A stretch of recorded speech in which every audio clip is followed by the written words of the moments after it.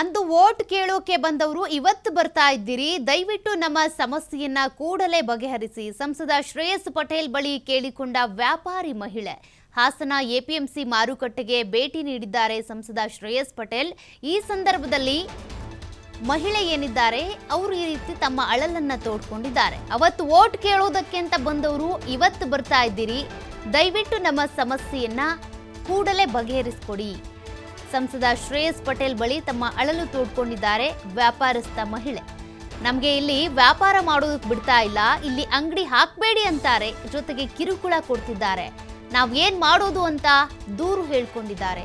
ಈ ರೀತಿಯಾಗಿ ವ್ಯಾಪಾರ ಮಾಡೋದಕ್ಕೆ ಬಿಡ್ಲಿಲ್ಲ ಅಂದ್ರೆ ನಾವು ಎಲ್ಲಿ ಹೋಗ್ಬೇಕು, ಹೇಗ್ ವ್ಯಾಪಾರ ಮಾಡಬೇಕು, ನಮ್ಮ ಜೀವನ ಸಾಗಿಸೋದು ಹೇಗೆ? ಅವತ್ತು ವೋಟ್ ಕೇಳೋದಕ್ಕೆ ಬಂದಿದ್ರಿ ಲೋಕಸಭಾ ಎಲೆಕ್ಷನ್ ಸಂದರ್ಭದಲ್ಲಿ, ಅದಾದ ಬಳಿಕ ಈಗ ನಮ್ಮ ಹತ್ರ ಬಂದಿದ್ದೀರಿ. ಅಟ್ಲೀಸ್ಟ್ ಈಗಲಾದ್ರೂ ನಮ್ಮ ಸಮಸ್ಯೆಯನ್ನ ಆಲಿಸಿ ಸಮಸ್ಯೆ ಬಗೆಹರಿಸ್ಕೊಡಿ ಅಂತ ವ್ಯಾಪಾರಸ್ಥ ಮಹಿಳೆ ಈ ರೀತಿ ತಮ್ಮ ಅಳಲನ್ನ ತೋಡ್ಕೊಂಡಿದ್ದಾರೆ. ಅಟ್ಲೀಸ್ಟ್ ಇವತ್ತಾದ್ರೂ ಬಂದಿದ್ದೀರಲ್ಲ, ಸಮಸ್ಯೆ ಬಗೆಹರಿಸ್ಕೊಡಿ, ವ್ಯಾಪಾರ ಮಾಡೋದಕ್ಕೆ ನಮ್ಗೆ ಇಲ್ಲಿ ಬಿಡ್ತಾ ಇಲ್ಲ, ತುಂಬಾ ಕಿರುಕುಳ ಕೊಡ್ತಾ ಇದ್ದಾರೆ, ಇದಕ್ಕೊಂದು ಶಾಶ್ವತ ಪರಿಹಾರ ಒದಗಿಸ್ಕೊಡಿ ನೀವು ಅಂತ.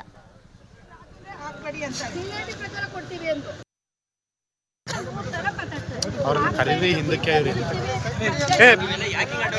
ಎಂತ ಕಡ್ಡ ಬರ್ತೀರಿ, ಈ ಕಡೆ ಬರ್ರಿ, ಇಲ್ಲ ಹೋಗಿ ಹೇಳ್ರಿ, ಅಲ್ಲಿ ಈ ಕಡೆ ಕಳಿಸಿ, ಅವ್ರಿಗೆ ಇದು ಮಾಡಿ ಕೆಳಗಡೆ ಕಳಿಸಿ.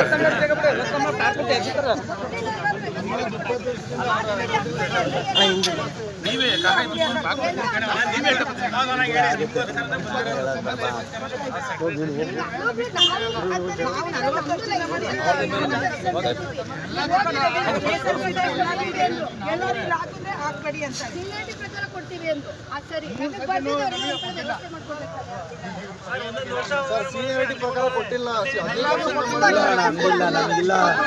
ನಮ್ಗಿಲ್ಲ ಕಿರಣ, ನಿನಗೊಂತ ಓಡಿಸ್ತಾರೆ ನಮ್ಮನ್ನ.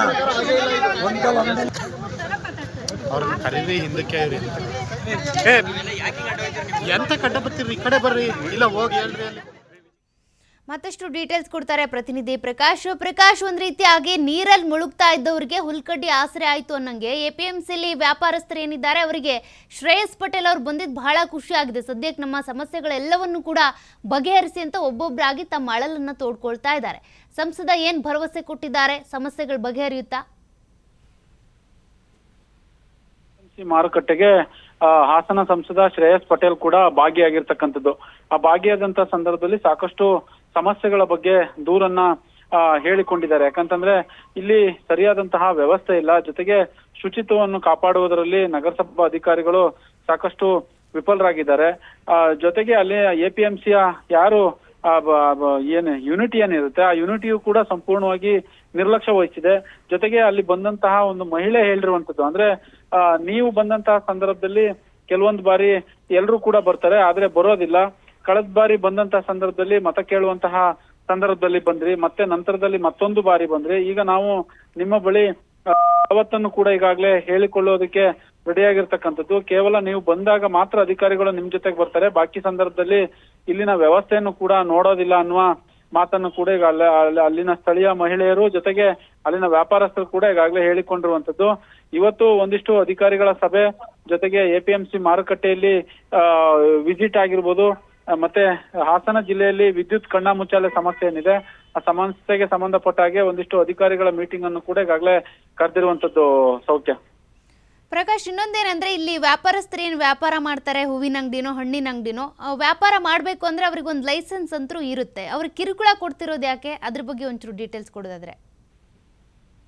ಖಂಡಿತವಾಗ್ಲು ಅಲ್ಲಿ ಎಪಿಎಂಸಿ ಅಂತ ಹೇಳಿದ ತಕ್ಷಣ ಅಲ್ಲಿ ಒಂದಿಷ್ಟು ಆ ವ್ಯಾಪ್ತಿಗೆ ಬರುವಂತೆ ಅವ್ರಿಗೆ ಒಂದು ಸುಂಕವನ್ನು ಕೂಡ ಕಟ್ಟಬೇಕಾದಂತಹ ಅಂದ್ರೆ ಆ ತರದ ಒಂದು ಇದನ್ನು ಕೂಡ ಮಾಡಿಕೊಂಡಿರ್ತಾರೆ. ಆ ಎಪಿಎಂಸಿ ನಿರ್ದೇಶಕರುಗಳಾಗಿರ್ಬೋದು, ಅಲ್ಲಿನ ಅಧ್ಯಕ್ಷರುಗಳಾಗಿರ್ಬೋದು, ಜೊತೆಗೆ ಅಲ್ಲಿ ಅವ್ರಿಗೆ ಎಲ್ಲವನ್ನೂ ಕೂಡ ಸಮಸ್ಯೆ ಸಾಲ್ವ್ ಮಾಡ್ಲಿಕ್ಕೆ ಅವರು ಕೂಡ ಮುಂದೆ ಬರ್ಬೇಕಾಗತ್ತೆ ಎಪಿಎಂಸಿ ಅವರು.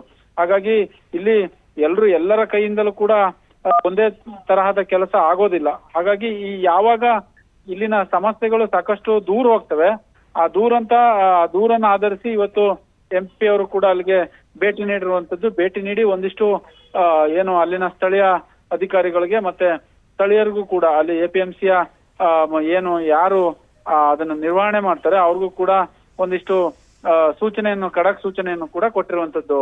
ಸೌಖ್ಯ. Okay, thank you Prakash ಡೀಟೇಲ್ಸ್ಗೆ.